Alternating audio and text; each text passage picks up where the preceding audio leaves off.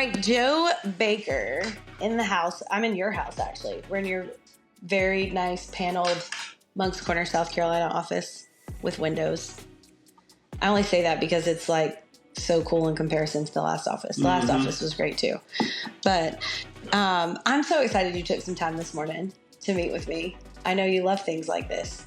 I'm going to get you to say a word soon. It only took us a year to do it. Yes.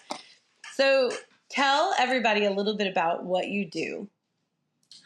So I am an engineer by trade, but kind of the subsect of what we do is building envelopes. So roofing, exterior walls, waterproofing.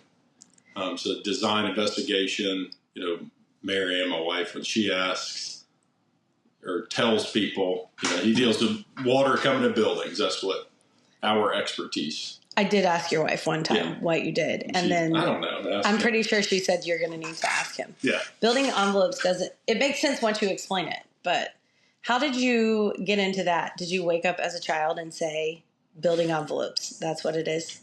No. So whenever I was at Stratford High School, my mom impressed, hey, you need to do a trade school. Okay. So I started and I did 2 years of AutoCAD. Okay. And whenever I graduated, the place I previously worked, they reached out to the CAD professor, hey, who do you have that graduated? We want to hire somebody. And they called. It was me and two of my still good friends. We all three interviewed. They offered permanent positions to us, and we were all going to college, so we declined, and then so I worked there part-time. Okay. And you fell in love with it? It's fun. I like it. I'm not an inside person. Yeah. So it's, this week, today's my first day in the office. Last week I wasn't in the office at all, so there's a good mix of field time and office. Gotcha. So you like being out and about. I like being out. That's cool. So that being said, you went into this field. You love this field, but you've gone beyond just doing what you love. I mean, you were an artist. You're very passionate about what you do when it comes to engineering. I've read some of the reports. I took one home as college homework that time that you gave me. You were like, here, take this one to learn more when we were working together. But yeah, so with that, you decided to take that a step further though. And you've now built a brand and a team and you have some partners. So tell me a little bit about how you got to the stage you're at now. Sure. So 10 years ago, it was a little over 10 years ago, I was offered a partnership with the previous firm. Okay. And I won't go into specifics, but it wasn't the right deal for me. Okay. And we were talking a few minutes ago about, ambition and capping yourself. And as my personality type, I like to drive always for more. I think it's a sickness sometimes for us. But yes, I agree. So that deal wasn't for me. Was praying a lot about it. And for a short time, we were actually going to move to Beaufort. So I left that job. I took another job with a contractor. Okay. And then he called me. It was at the end of the year, 2015.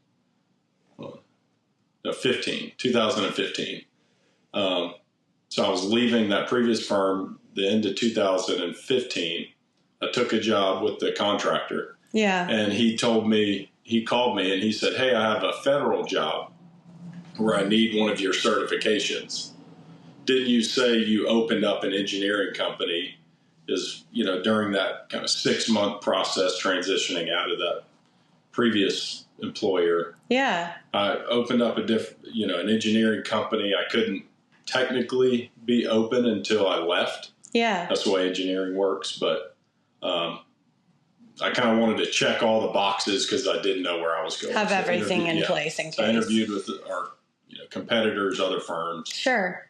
And the contractor, because I felt like, hey, that's the future need. Yeah. And I could do something new. And so he called and said, hey, I have a federal job I need one of your certifications for. Would you be okay if I contracted you to do that?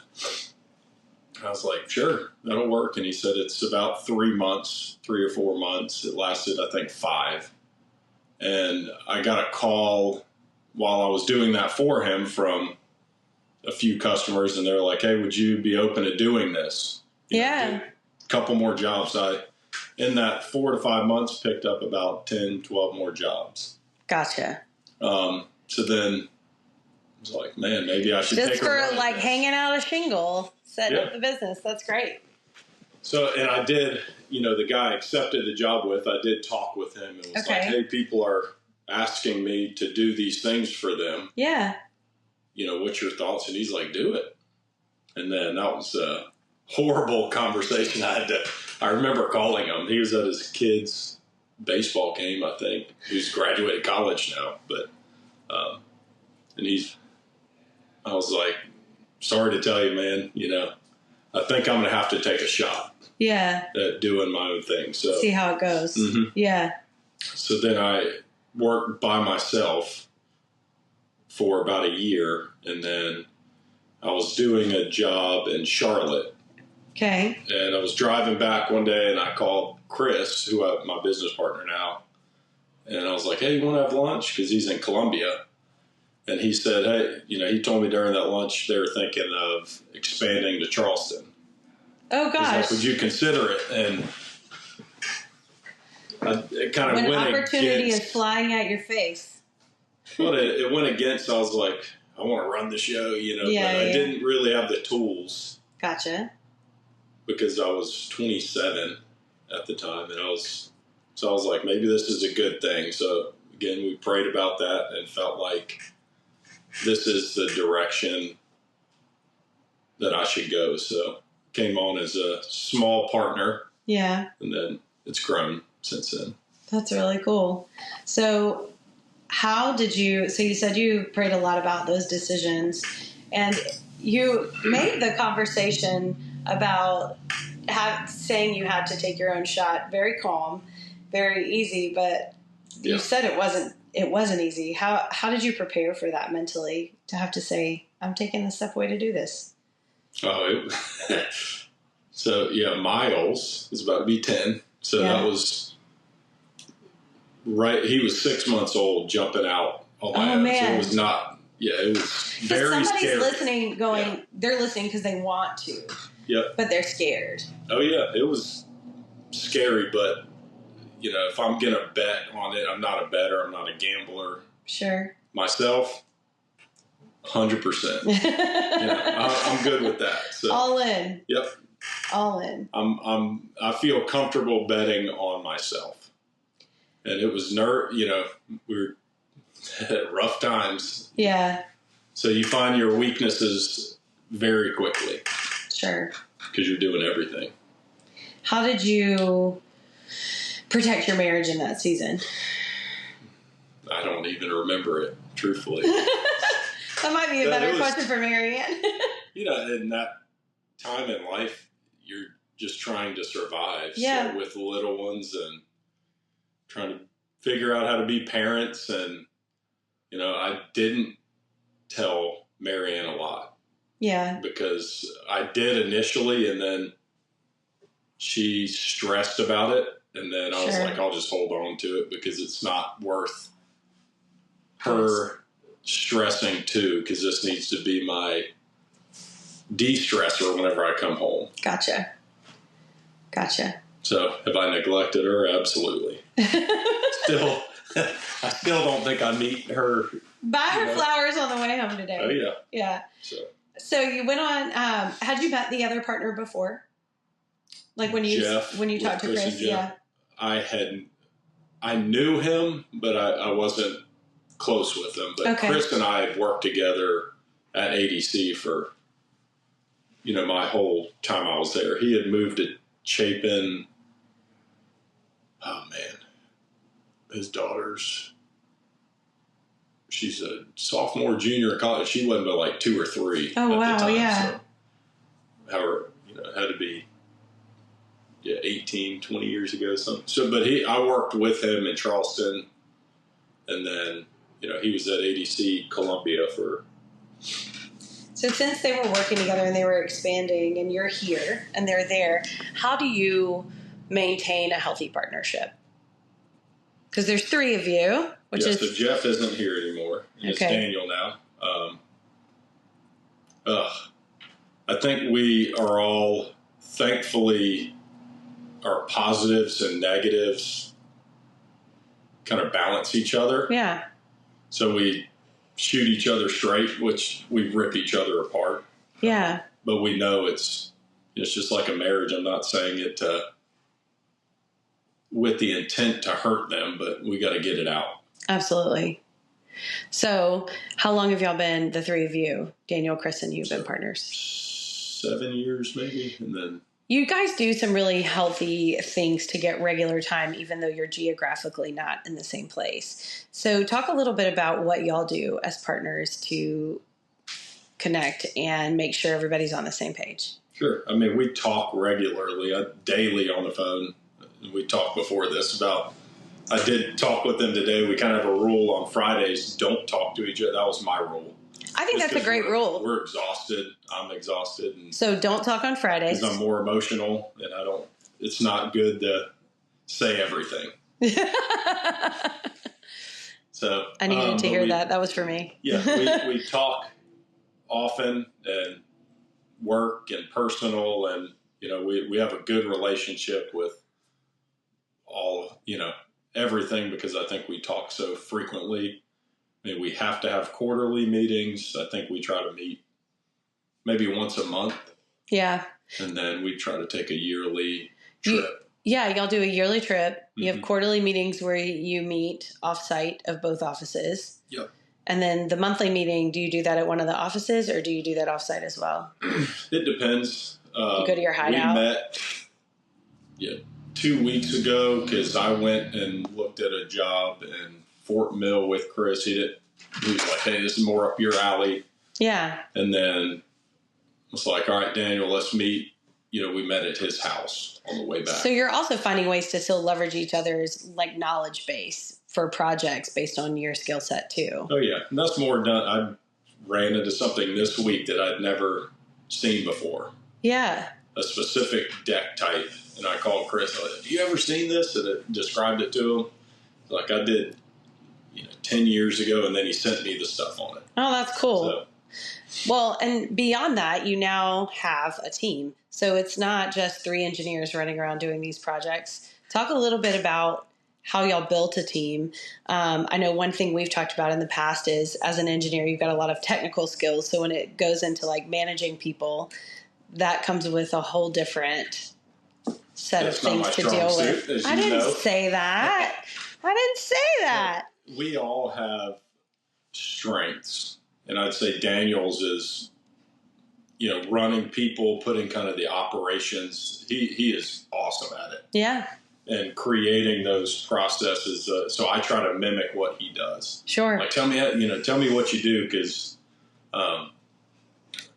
Chris and I think, are a little more similar when it comes to how we do jobs, because we get a little more involved in the aspects of it. Yeah. Daniel's delegation skills are awesome. Yeah. And so does each one of you kind of take that role when it comes to managing the team? You lean into each of those things? Yeah. And I take what they kind of do. Daniel, how are you doing it with the guys up there? And so he sent me his Excel list. Here's all my stuff, and I make them do it every week. So I've just really tried to mimic how, so we can have a company standard for both. Yeah. So you're building some company standards. Yep. And then just try to communicate often and, through the people we want. Okay. So Andrew up there that works for them, he's going to communicate on these jobs, but I'm still calling. Yeah. I'm like, hey, is this good? Yeah, that's good. If Andrew said it's good, it's good. So then I can coordinate. He sends that email to me, and I can coordinate it with the team down here. That's great. And then down here, so you have a team down up in Columbia, a team down here, and you're still kind of coordinating everything as partners. How has that worked for y'all? How long have y'all been that way the whole time, right? Mm-hmm. And what are some things that you are wanting to still improve on? Everything. I mean, really,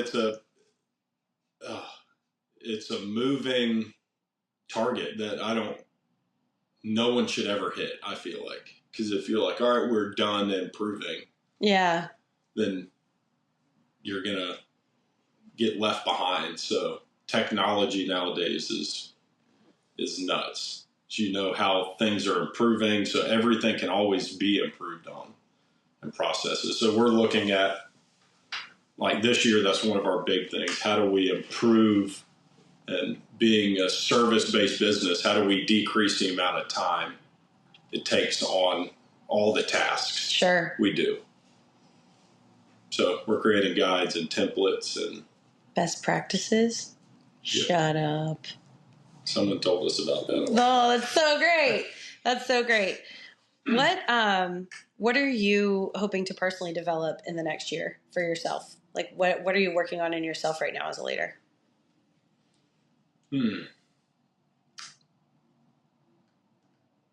So I say everything, but I want to constantly improve. But for this year, what I'm trying to get better at is managing the people. And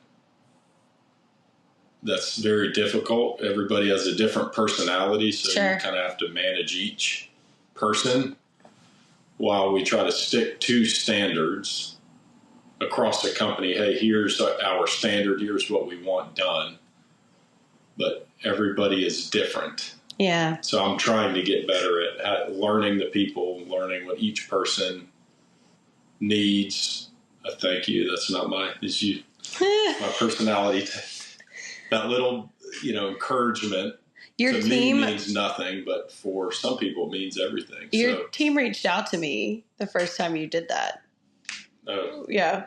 They were like, well, that's not good. He said thank you. They worked with me for a long time before they met you, so.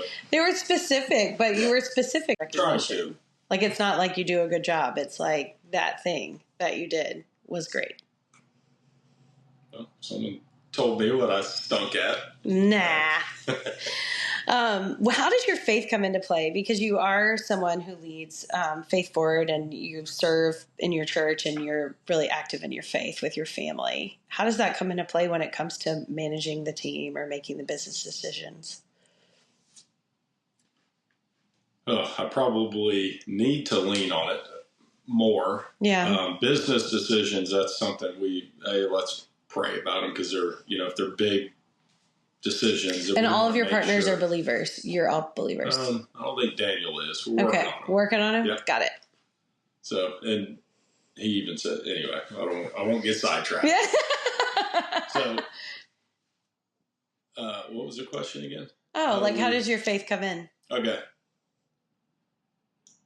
So for me, it's a big thing. So, like in engineering, there's an ethical line. And what we do in business, contractors don't like us because we're up there kind of critiquing their work. Sure. So I feel like, what we do, it's a learned thing. Yeah. But I want them to feel like, hey, Joe's not just out here to get me. And so, in construction sites, it's pretty, you see real people out there. So I want them to feel like, hey, there's something different about this guy. Yeah. And then in-house, my goal for everybody is to, hopefully they know I care and love, them and what they do. I don't say it enough, but, and just kind of show them through actions. Yeah. My faith. Yeah. How do you deal with performance issues as someone who professed doesn't enjoy managing people or isn't skilled at it? So you helped me a lot with that, because no one's ever going to meet the standard in my head. So that's the difficult part about managing people for me. Sure. Is you're always accepting a level of lesser, which is okay. I don't have a problem with that. So one thing I try to do since you told me, hey, communicate regularly. So anytime an incident happens, something happened a week or so ago, and we talked about it the next morning. Nice. So, hey, here's what was done. Here's what you should have done. Here's how we need to do things moving forward. Yeah. And then I think that's had a good effect on the guys, I hope. Well, that's great. And you're growing. So something's working. Yeah. Hopefully we keep growing. What's a verse or like a story in scripture you hold on to? I was thinking about that when you asked me earlier. Yeah. Yeah, I don't know that there's one. And it was, what was that Joe Sangle one that he said? He actually had it. I love his stuff. So one that I feel strongly about is Proverbs 14:4. There are no oxen. Where there are no oxen, the feeding trough is empty, but an abundant harvest comes through the strength of an ox. So that's good. I feel like for me, a lot of what's holding back a lot of people is just going. So just move. Yeah. Do something, because nothing's going to come from nothing. Yeah. So failure, I'm okay with. I don't, everybody is going to fail, and I do. Everybody does. Sure. But you got to go. So I think, pursuing in a direction, even though it may not be right, you'll figure it out. Things are constantly changing. You have to keep improving. So it's just interesting you said that, because I think in talking to you about your profession, you're an engineer. Things are very finite. Things are very specific. I remember you showing me like a plan and telling me where you did not like parts of the rendering, for example. And it was like you would point out something and I couldn't even tell something was wrong, and it was driving me crazy. So to also say, just go and be okay with the failure and those kinds of things is surprising for someone with your personality that is so detailed. So how do you reconcile that? How do you talk? What would you say to someone with your kind of personality that's fearing the failure or maybe the messiness of taking the leap? So taking the leap for me is easy. I don't fear failure. It's going to happen. Yeah. It's going to happen. Yeah. But you can't fail if you don't go. Sure. So how, I said it a second ago about no one's ever going to meet the standards. So if you have high standards, just, like in schools, that's one of my things that makes me angry about schools is we're teaching to the lowest.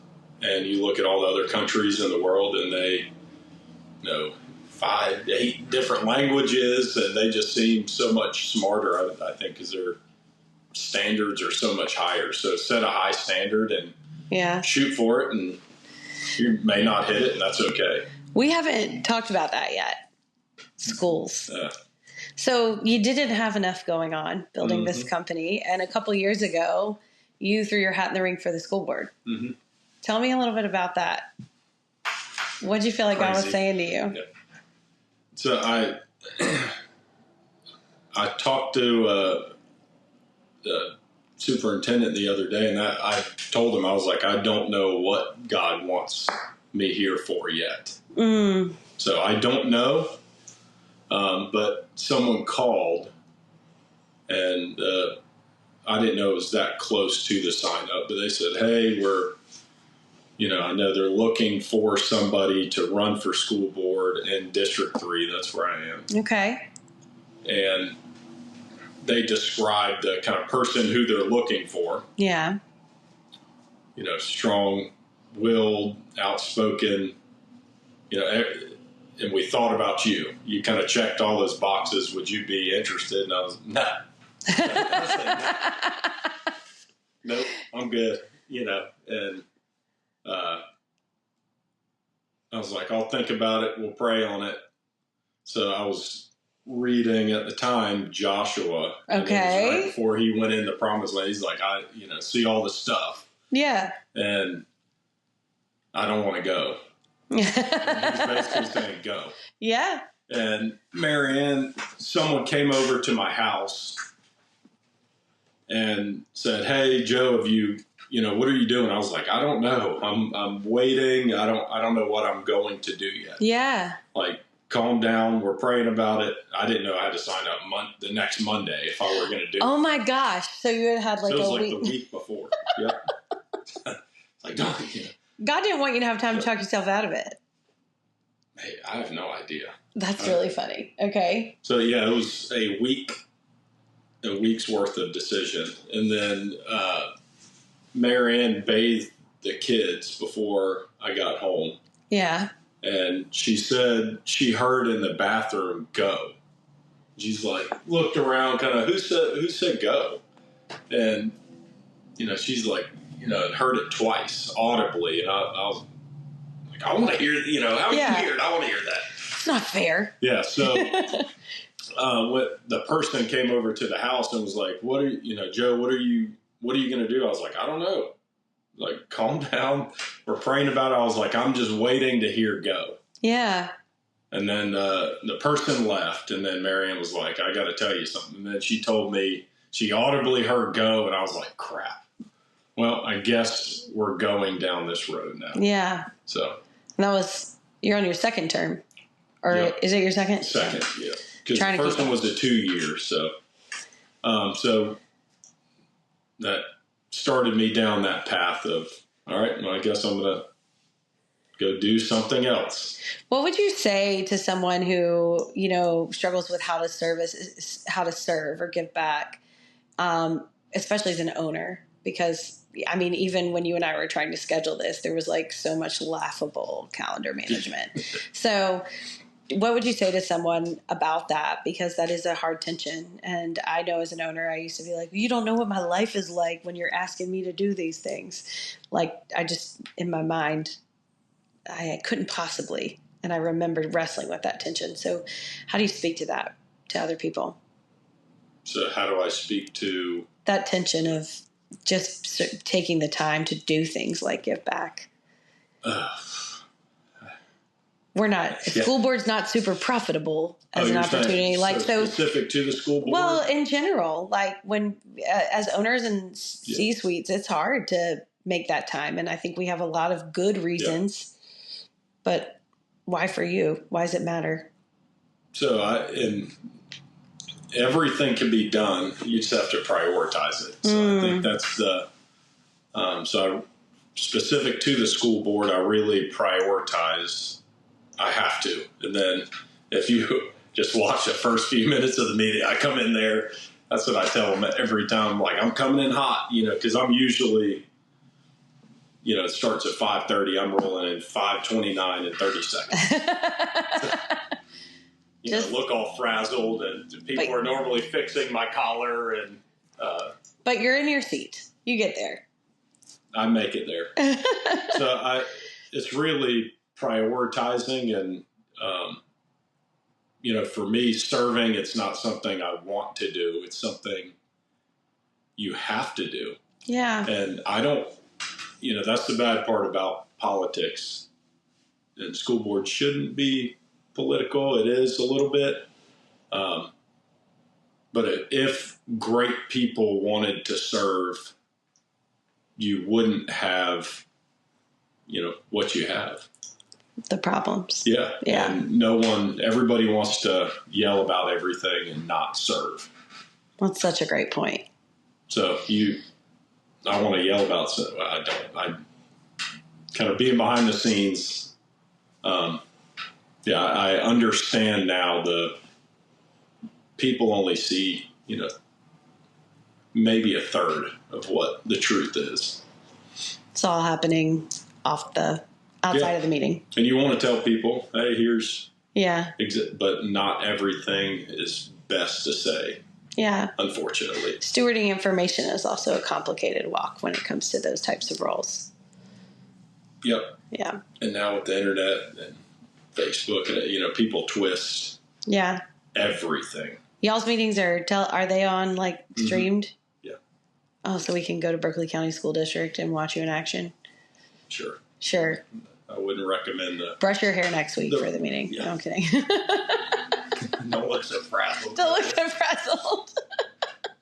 What have we not talked about that you want to make sure you talk about?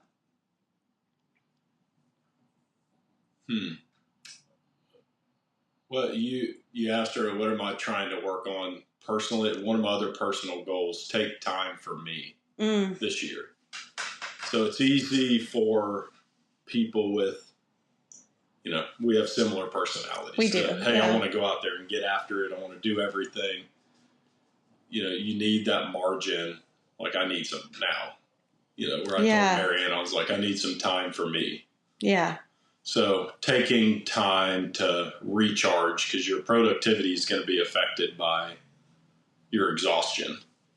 So you may as well, like Friday afternoons, what I get done from, 1 to 5-ish. Yeah. Is 50% of what I can do Monday morning. Sure. So, really getting rest and recharging your batteries, because it's exhausting. No, that's really good. I think we could all use a dose of that. So, on that note, Joe, thanks so much for your time. Thanks for chatting with us. It only took a year or so. I know. Wait. Say your firm name again, because we're WM Building Envelope Consultants. Yes, it's a very short company name. No, I'm kidding. Their link will be in the podcast notes if you're looking for that. If you're building anything, if you need help with building envelopes, it's cool. Now that I know about it a little bit. Just a little. But thanks so much for sharing your story. And hopefully it helps someone else. And y'all go have a great week. We'll see you next week.